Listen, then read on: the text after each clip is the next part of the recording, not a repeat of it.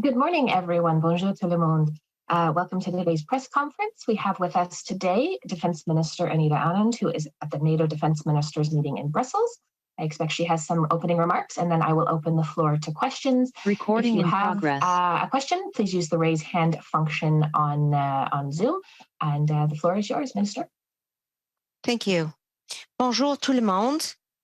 Good morning to everyone joining us from Canada. Yesterday, I participated in the 13th meeting of the Ukraine Defense Contact Group, hosted by my colleague, United States Secretary of Defense, Lloyd Austin. This group brings together approximately 50 countries that are united in supporting Ukraine and defending the rules-based international order that keeps us all safe. Together, we have provided billions of dollars of military assistance to Ukraine, which is having a real impact on the battlefield. From air defense systems to artillery ammunition to tanks, the members of this contact group have stepped up to help Ukraine defend its freedom and sovereignty. Ukrainian Defense Minister Alexei Resnikov and our friends around the table of the contact group know that Canada can be counted upon as a reliable and a leading partner. Le ministre de la Défense de l'Ukraine. The Ukrainian defense minister and all our allies know that Canada is a trusted and reliable friend, and we will continue to provide significant support. During our meetings, I stressed the recent military assistance package offered by Canada to Ukraine. Again, Canada is investing $500 million in new funding for military assistance to support Ukraine's capacity to respond to Russian aggression. Notre mission de formation. Our training mission, Operation Unifier, will be extended to 2026. Contribute to multinational efforts to train pilots and maintain and support Ukrainian F-16s and contribute to the Leopard 2 Tank Maintenance Center in Poland. Canada will also provide 288 air defense missiles to Ukraine and 10,000 rounds of 105mm ammunition. Ensemble, nous continuerons. Together, we'll continue to supply Ukrainians with the tools they need to defend their homeland. I also participated in a meeting of NATO defense ministers. On a discuté de notre travail pour renforcer. We discussed our work to strengthen NATO's insurance and deterrence measures and to defend Euro-Atlantic security. I met with my counterparts from Latvia, Sweden, and Northern Macedonia. With colleagues from Estonia, Germany, Latvia, Lithuania, and the UK to discuss how NATO is reinforcing its presence in the Baltic states. I also signed a memorandum of understanding with my Norwegian counterpart to enhance bilateral defense cooperation between our two countries. Since 2017, Canada has led NATO's multinational enhanced forward presence battle group in Latvia. And last year, Canada committed to continued leadership of this battle group and to working with our allies to surge to a battle group with a combat-capable brigade. Here in Brussels, I met with Latvia's defense minister and other troop contributing allies to discuss our work to meet this commitment. Last year, Canada also agreed to forward deploy personnel, equipment, and ammunition to support allied forces. And today, I have some important news to share on Canada's plans to reinforce this battle group. I am announcing that Canada will be deploying a tank squadron of 15 Leopard 2A4M battle tanks to Latvia, as well as supporting personnel and equipment. We expect the tanks and supporting equipment to arrive in Latvia by the fall of 2023. Approximately 130 supporting personnel will also be deployed. This will significantly boost the capabilities of the Canada-led NATO battle group in Latvia, ensuring its continued ability to protect the eastern flank of our alliance. Let me be clear. Canada and all NATO allies will always defend every inch of NATO territory. And we are deploying the necessary capabilities and personnel to make good on that promise. Aujourd'hui, j'annonce que le Today, I'm announcing that Canada will deploy in Latvia a squadron of 15 Leopard tanks, along with support equipment. Approximately 130 military personnel will be deployed as a part of this new contribution. We expect that the tanks and other equipment will arrive in Latvia by the autumn of this year, 2023. This squadron will considerably strengthen the battle group's capacities in Latvia and assure its ability to protect the eastern flank of our alliance. Let me be clear.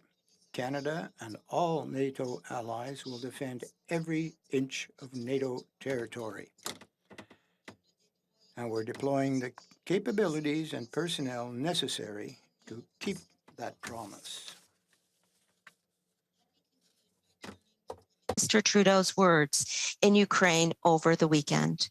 The Prime Minister said, "The brave people of Ukraine have reminded the world that democracy is both important enough to die for and strong enough to win. 30, 50, 80 years from now, kids will learn about your victory in history books. You are the tip of the spear that is determining the future of the 21st century.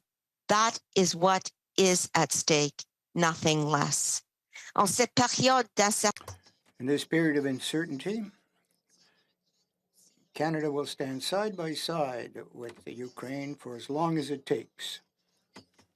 we will continue to step up with tangible contributions to the alliance, which keeps Canadians and our allies protected. Thank you. And I will now be happy to take your questions. Okay, once again, if you have a question, please use the raise hand function on Zoom. At the moment, I don't actually, so there we go. We'll start with David Aiken from Global News. Unmute. Good morning or afternoon, Minister. Thanks for taking our questions.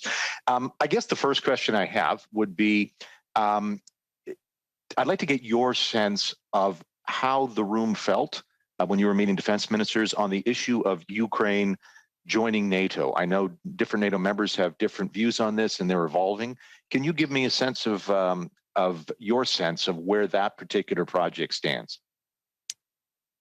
Generally speaking, the feeling in the room was one of positivity about Ukraine's actions and successes on the battlefield, as well as Ukraine's potential ascension to NATO. The feeling in the room is very much one that there is an important war to win, an unjustified and illegal war that Ukraine must win. And when the conditions are right, the group around the table was very enthusiastic about Ukraine's ascension.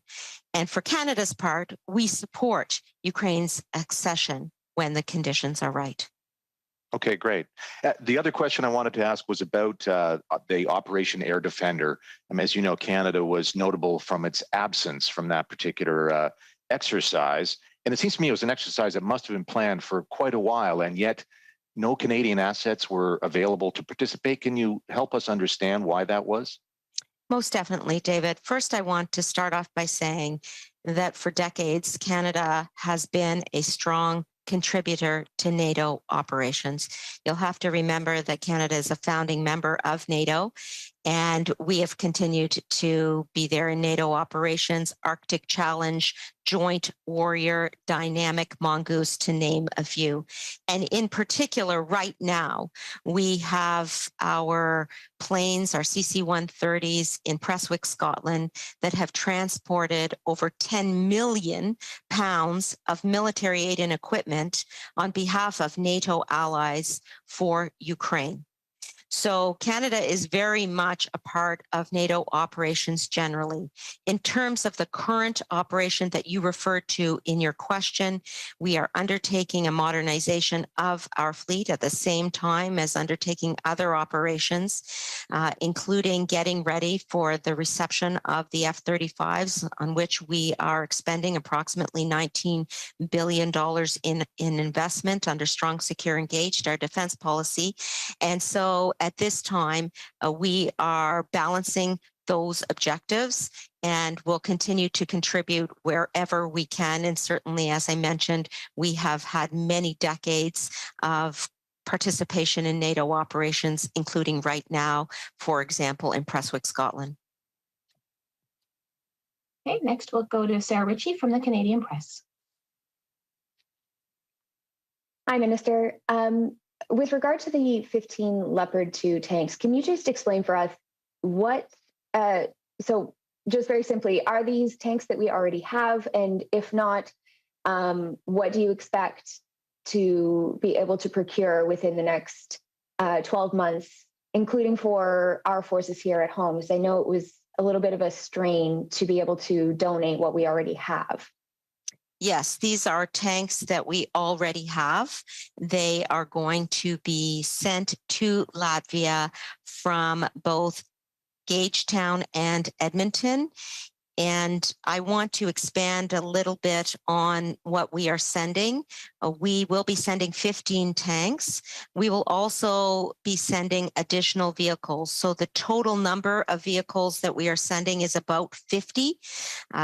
As part of the Leopard 2 squadron. So there will be 15 Leopard 2A4M tanks, 2 armored recovery vehicles, and then a variety of maintenance and fuel and supply and transport vehicles, along with about 131 personnel in total.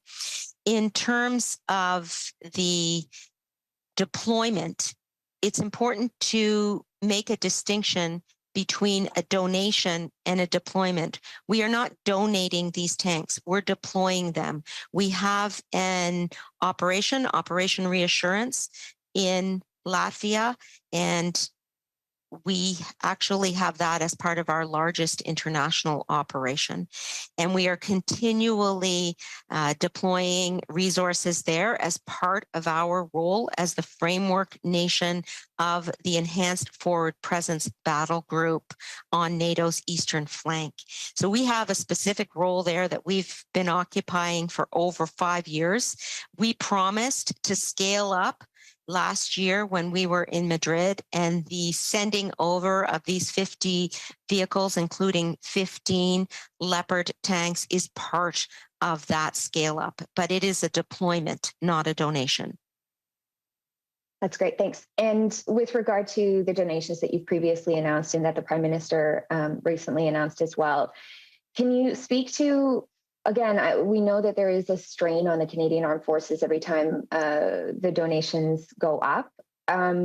Is there a concerted effort underway to also be procuring new equipment for the Canadian Armed Forces? And can you just give us an update on how that's going?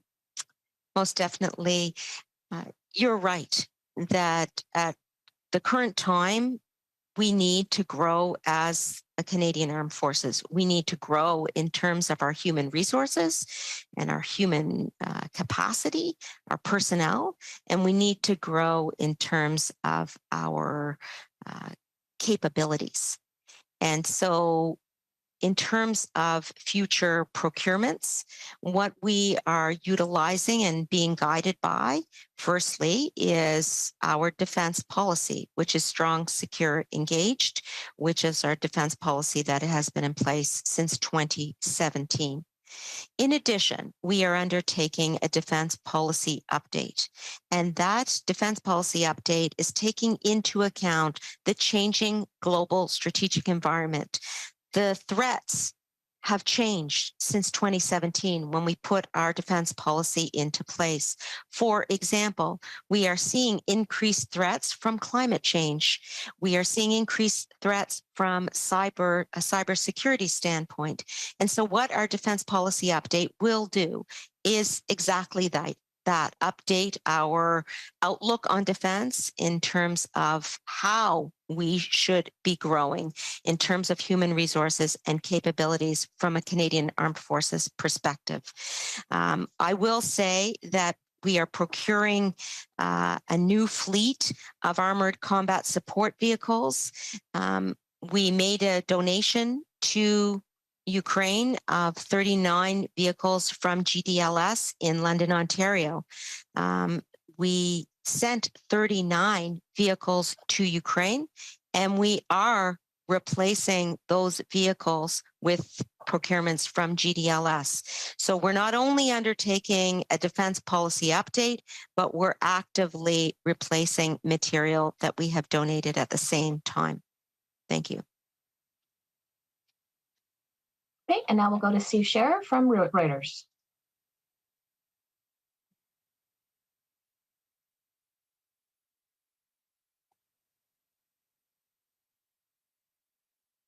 Okay, can you hear me, Minister? Yes, I can. Good morning. Thanks for taking our questions. I wanted to ask whether Canada had a preference as to who either stayed on or became the new head of NATO. I know there's a lot of talk right now about Stoltenberg staying on. Does Canada have a preference? Well, let me start by saying that we have, and I have, full confidence in Secretary General Stoltenberg's leadership. He has been a very steady hand during a time of intensity in Europe and in the global strategic environment. In terms of the next Secretary General, we will continue to have this conversation as we have been over the past 2 days. And the reality is that Canada, as a founding member of NATO, will continue to be at the table for those conversations and continue to support always NATO's defensive and deterrent posture. Thank you. As a follow-up, I was going to ask, the aim is likely to say at the end of this meeting that the 2% of GDP spending on defense should be a floor, should be the minimum, and Canada is still way below that. Would Canada ever be able to spend more than 2% of GDP on its defense? Well, certainly, being a meeting of defense ministers here at NATO, we did discuss the road to Vilnius, and we did discuss defense spending. And what we know is that the Vilnius summit will provide another opportunity to deliver a clear and united message on defense spending. Canada, for its part, has steadily increased our defense expenditures over the last decade, and we will continue to do so. Whether we're talking about the 70% increase in defense spending under our current defense policy over a 9-year period, whether we're talking about the $8 billion in budget 2022 on top of that, or the additional almost $40 billion for NORAD modernization and continental defense, you can see that Canada's defense spending has been on an upward trajectory. Canada believes that we should also take into account the entirety of allies' contributions. For example, look at Canada's work in Latvia, including the announcement to deploy 15 tanks to Latvia today, including the work that we have been doing vis-a-vis Ukraine. Very few countries, Steve, can say that they have trained 36,000 Ukrainian soldiers. We want to ensure that those contributions are recognized while we continue to enhance our defense expenditures. Okay, thank you. Next, we'll go to Kevin Gallagher from CTV. Hi, Minister. Can you hear me? Yes, I can. Oh, thank you. So I just want to know this investment, how much more is this coming from a particular part of Canada's current budget, or is this an additional budgetary investment towards bringing these tanks to our Latvia position? From our current budget, from existing funds, again, the operation in Latvia is part of the operations that the Canadian Armed Forces are currently involved in. This is not a donation. And we committed to increasing our commitment in Latvia, moving to brigade level. And we've been engaged in conversations with our allies since that decision to move to brigade level. And the deployment of the 15 tanks and 50 vehicles, as well as 130 personnel, is part of our current operations. We are simply moving tanks and vehicles to Latvia where we have a current operation. We have no plan, therefore, to withdraw the squadron. And the tanks should be arriving in the fall of 2023 with the full complement of personnel arriving by the spring of 2024. Canada, of course, has not been partaking in the NATO air defense exercises. One of, I believe 6 members of the NATO alliance not taking part, and in large part because Canada simply does not have the air resources or air training capacity to be part of those exercises. When you talk about the future of the budgetary requirements, the question is always, will Canada reach that 2% of the its own GDP in terms of military spending for its NATO commitments? Will there be a future for Canada's military where exercises like the one that's happening this week that the country's not part of in Europe, that Canada might actually take part in them if there is an increase in military spending that would approach or surpass the 2% requirement or commitment, I should say, amongst NATO partners? Okay, well, Kevin, I want to stress that we are investing in our Royal Canadian Air Force. In January, I announced that we will be procuring 88 F-35s for the RCAF. We are getting this done, and that is the largest investment in the RCAF in decades. So we are investing in a new fighter fleet. At the same time, we are participating in various NATO operations and have been for decades. I will add that we have transported 10 million pounds of aid and equipment to Ukraine on behalf of our NATO allies. And I'm routinely thanked around the table for our air capacity and our contributions in this regard when I am at NATO, where I am right now. And so it is a matter of making sure that we are contributing exactly where we can. And we are also modernizing our fleet at the same time through the purchase of the F-35s. Okay, and now we have a question from Ilsa Nagla from Latvian television. Hello, Minister. Thank you for taking the questions. I would like to ask a little bit more on the sort of technical details regarding the tank squadron that you will be deploying in Latvia. When they arrive in autumn, what will be that overall number of Canadians deployed in Latvia? So, and then the second question, do you expect other countries to join the brigade once the battle group is turned into brigade, which you will be leading? Thank you. Okay, thank you so much for the question. So to begin, we have approximately 800 members of the Canadian Armed Forces deployed there now.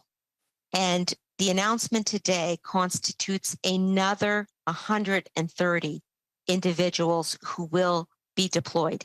And we are working on our plans with other countries right now to surge and enhance our presence. In fact, I met with all of the representative countries in the Enhanced Forward Presence Battle Group in Latvia, together with Minister Mornis this morning, to discuss how we are going to continue to contribute and build up the capacity in Latvia to brigade level. Would there be any new countries joining in? Are you in discussions with some other countries? It is a good question, and we are continuing to ensure, first and foremost, that we can build to brigade level. And right now, the conversation is pertaining to the member countries, but it is something that we would consider depending on the process and the plans that we put together. I have discussed with Minister Mornis a roadmap that we will put down and follow regarding the ascension to brigade level. But again, this is going to be a multi-stage process, and the announcement today of deploying 15 Leopard tanks and 50 vehicles, as well as 130 additional personnel, is significant.